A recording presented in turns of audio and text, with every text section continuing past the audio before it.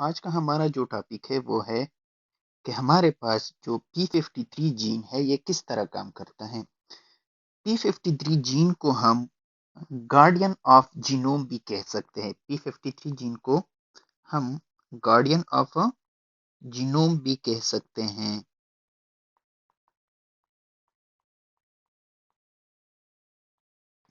For example हमारे पास एक cell है और वो सेल जो है डीएनए को रिप्लिकेट करता है और new strand of complementary DNA बनाता है।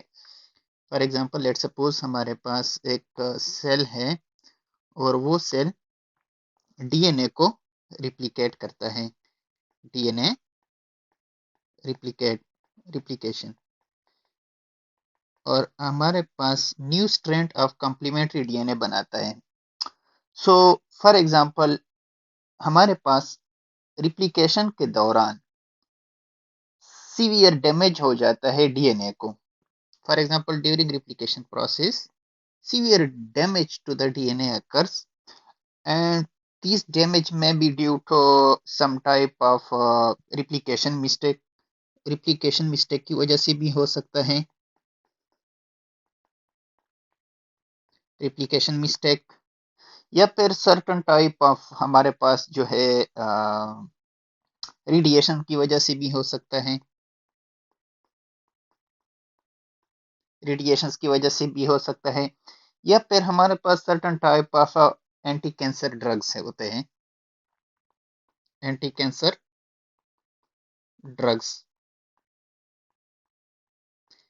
एंटी कैंसर ड्रग्स की वजह से भी हो सकता है, जिसको हम कहते हैं अल्कलेटिंग agents. Normally अल्कलेटिंग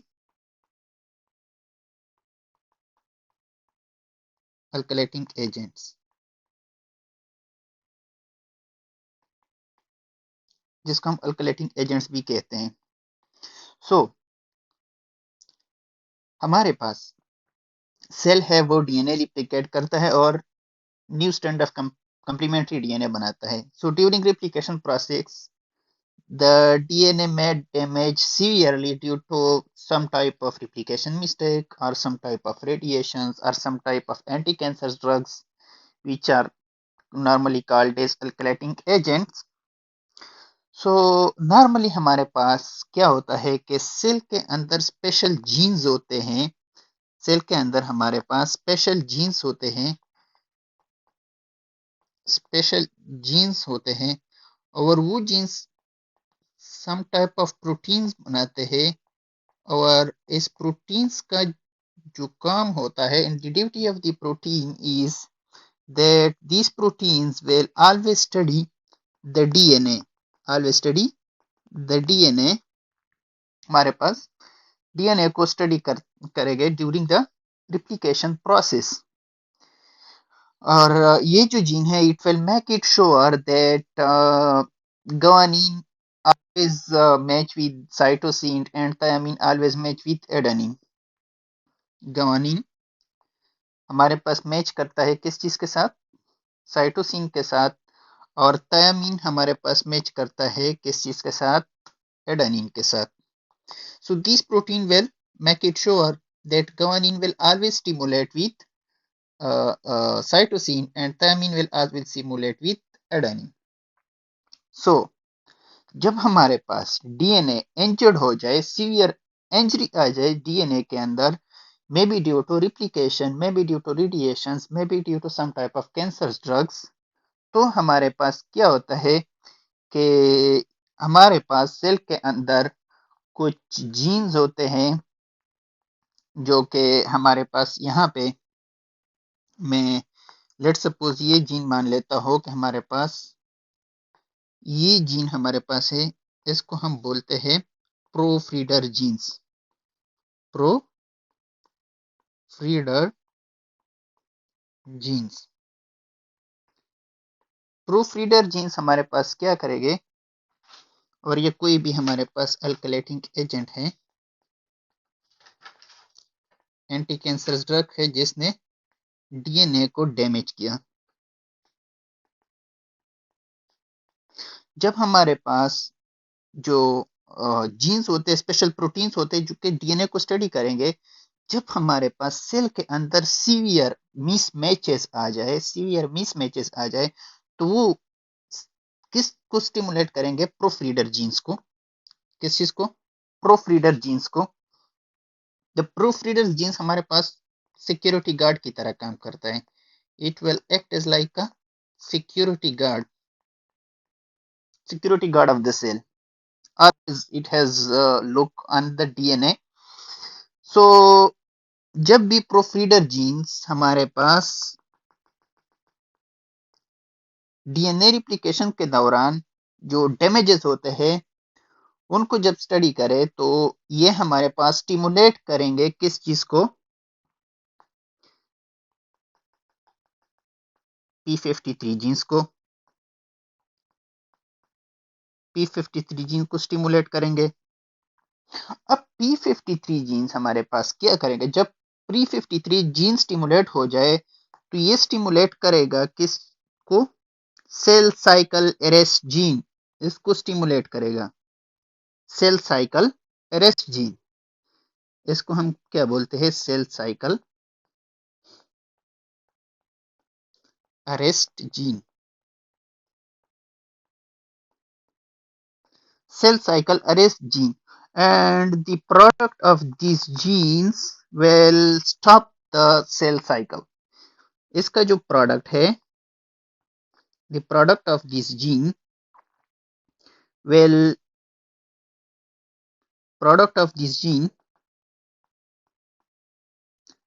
stop, arrest the cell cycle. किस चीज का product? Cell cycle arrest gene का। सेल साइकिल अरेस्ट जीन का। इसी दौरान हमारे पास जो P53 जीन है, it will also stimulate these genes, and this gene is called as DNA repair gene. इसको हम क्या कहते हैं? DNA repair gene. Let me write over here, DNA repair gene. DNA repair gene.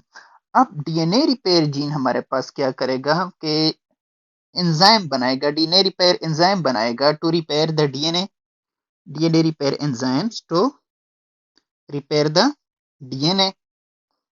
अब जब हमारे पास DNA की जो रिपेयरिंग प्रोसेस है वो सक्सेसफुल हो जाए, then the proofreader genes will not stimulate the P53. अगर हमारे पास डीएनए की रिपेयरिंग प्रोसेस जो है वो अनसक्सेसफुल हो जाए तो proofreader genes will again and again irritate these P53 genes. Normally हमारे पास 20 मिनट के बाद ये जो P53 जीन है उस जो है ना डिस्टिमुलेट हो जाता है। लेकिन जब हमारे पास डीएनए रिपेयर एंजाइम डीएनए की जो है रिप्लिकेशन प्रोसेस जो है वो सक्सेसफुली करे, तब हमारे पास जो प्रूफ रीडर जीन्स है वो P53 को स्टिमुलेट नहीं करेगा। लेकिन जब डीएनए रिप्लिकेशन प्रोसेस हमारे पास जो है डीएनए रिप्लिकेशन प्रोसेस जो डीएनए रिपेयर एंजाइम है वो सक्सेसफुली ना करे तो प्रूफ रीडर जीन्स जो है हमारे पास बार बार जो है P53 जीन्स को स्टिमुलेट करेगा। इन केस अगर हमारे पास डीएनए रिप्लिकेशन सक्सेसफुल ना हो, हमारे पास जब डीएनए रिप्लिकेशन सक्सेसफुल ना हो तो ये जो P53 जीन्स है it will stimulate another group of genes और उसको जो है हम क्या बोलते हैं? Pro apoptotic and anti apoptotic genes. For example let suppose ये हमारे पास क्या है? प्रो एपोप्टोटिक है। ये हमारे पास क्या है? Pro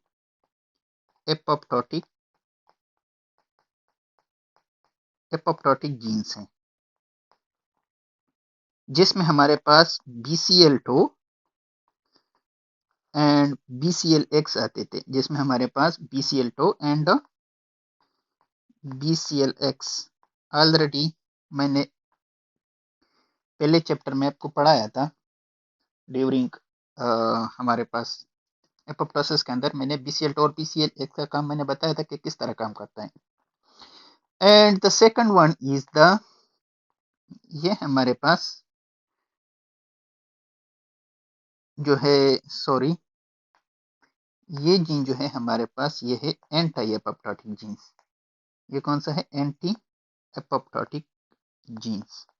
and this one is the pro apoptotic jeans. Pro apoptotic gene, और इसको हम प्रोडेथ जीन्स भी कहते हैं, इसको हम प्रोडेथ जीन्स भी कह सकते हैं। इसमें हमारे पास कौन से थे? बेट, बैक्स और बेक।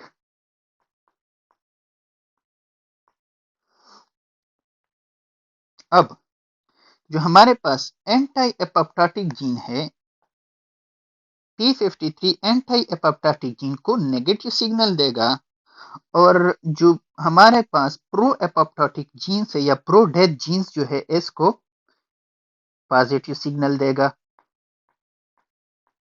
पॉजिटिव सिग्नल देगा। It means that P53 will inhibit the product of anti-apoptotic genes या pro-life genes भी इसको हम बोल सकते हैं, और it will stimulate the product of pro-apoptotic genes, and the product of pro-apoptotic genes will increases in the cell, and these genes are bad back. So हमारे पास क्या होता है? जब हमारे पास यहाँ पे सेल के अंदर प्रो एपोप्टोटिक जीन्स की कंसंट्रेशन जब ज्यादा होते हैं, Bad Bax and Bad Bak, जब इसकी कंसंट्रेशन हमारे पास सेल के अंदर ज्यादा हो जाए, तो फर्स्ट लेक्चर में मैंने बताया था कि हमारे पास डाइमर्स बनते हैं, homodimers and heterodimers, but the dimers formed by these genes are big. हमारे पास बहुत बड़े बड़े डाइमर्स होते हैं, that it cannot fit in these channels, it cannot fit in these channels, mitochondrial channels, इसमें फिट नहीं होते। So what will happen? हमारे पास माइटोकॉन्ड्रिया के अंदर साइटोक्रोम C, जो कि नॉर्मली हमारे पास हेल्प करता है इलेक्ट्रॉन ट्रांसपोर्ट चेन में, और एपोप्टोसिस इंड्यूसिंग फैक्टर, ये रिलीज हो जाते हैं, सेल के अंदर आ जाते हैं। जब ये सेल के अंदर आ जाते हैं नॉर्मल, बाकी स्टोरी मैंने आपको बताया था कि साइटोक्रोम C क्या करेगा पिछले लेक्चर में, और एपोप्टोसिस इंड्यूसिंग फैक्टर क्या करेगा। नॉर्मली यहाँ पे these two factors will induce the process of apoptosis, induce apoptosis process. So once again हमारे पास P53 किस तरह काम करता है। लेट्स सपोज हमारे पास ये एक सेल है, और इस सेल में हमारे पास स्पेशल जीन्स प्रेजेंट होते हैं जो कि कुछ प्रोटीन्स बनाते हैं, और ये जो प्रोटीन होते हैं ये रिस्पॉन्सिबल होते हैं हमारे पास ये जो प्रोटीन्स होते हैं इनकी जो ड्यूटी होती है कि हमारे पास डीएनए रिप्लिकेशन को स्टडी करें। It will always study the DNA replication, and it will make sure that guanine always match with cytosine and thymine will always match with adenine. So during replication process अगर हमारे पास severe injury आ जाए cell के अंदर, maybe this injury due to some type of replication mistake, or maybe due to some type of radiations, or maybe due to some anti-cancer drugs which are called as alkylating agents, अब हमारे पास ये जो proteins हैं जो कि special jeans बनाते हैं इस प्रोटीन को, जब हमारे पास सीवियर मिसमैचेस आ जाए, जब हमारे पास डीएनए सीवियर इंजर्ड हो जाए, तो ये प्रोटीन स्टिमुलेट करेगा किस चीज को? प्रोफ्रीडर जीन्स को। किस चीज को स्टिमुलेट करेगा? प्रूफ रीडर जीन्स को। और प्रूफ रीडर जीन्स सिग्नल देगा किस चीज को? P53 जीन्स को। अब P53 जीन्स हमारे पास यहाँ पे जो सेल साइकिल अरेस्ट जीन है उसको पॉजिटिव सिग्नल देगा, उसको स्टिमुलेट करेगा। And the product of these cell cycle arrest gene will arrest the cell cycle, and also it will give signals to the DNA repair genes। और DNA repair genes enzymes बनाता है जो कि DNA को repair करता है। अगर हमारे पास DNA रिपेयर सक्सेसफुल हो जाए, अगर हमारे पास DNA रिपेयर सक्सेसफुल हो जाए तो जो प्रूफ रीडर जीन्स है उसकी स्टिमुलेशन खत्म हो जाती है, वो बार बार P53 जीन को स्टिमुलेट नहीं करेगा। अगर हमारे पास डीएनए रिपेयर एंजाइम्स डीएनए को सक्सेसफुली रिपेयर नहीं करे तो प्रोफ्रीटर jeans will irritate the P53 again and again, and the P53 then stimulate another group of genes। और वो हमारे पास कौन कौन से हैं? एंटी एपोप्टोटिक जीन्स है और प्रो एपोप्टोटिक जीन्स है, जिसमें हमारे पास BCL2 एंड BCLX आते हैं। और जो प्रो एपोप्टोटिक जीन्स है उसमें हमारे पास बैक्स, बैट एंड बैक्स आते हैं। अब जो एंटी एपोप्टोटिक जीन को P53 नेगेटिव सिग्नल देगा और प्रो एपोप्टोटिक जीन को P53 पॉजिटिव सिग्नल देगा। अब यहाँ पे पिछले लेक्चर में मैंने आपको पढ़ाया था कि यहाँ पे डाइमर्स बनते हैं। इस केस में जो डाइमर बनते हैं by the pro apoptotic jeans वो बड़े बड़े डाइमर्स होते हैं और ये माइटोकॉन्ड्रियल चैनल में फिट नहीं होते। जब ये माइटोकॉन्ड्रियल चैनल में फिट नहीं होते तो हमारे पास जो साइटोक्रोम C है और एपोप्टोसिस इंड्यूसिंग फैक्टर है यह सेल के अंदर आते हैं, सेल के अंदर आते हैं। और normally then what will happen? Cytochrome C और एपोप्टोसिस इंड्यूसिंग फैक्टर किस चीज को इंड्यूस करेगा? एपोप्टोसिस प्रोसेस को। So this was the last lecture of apoptosis. Hope you guys enjoy. Thank you. Wait for the next lecture.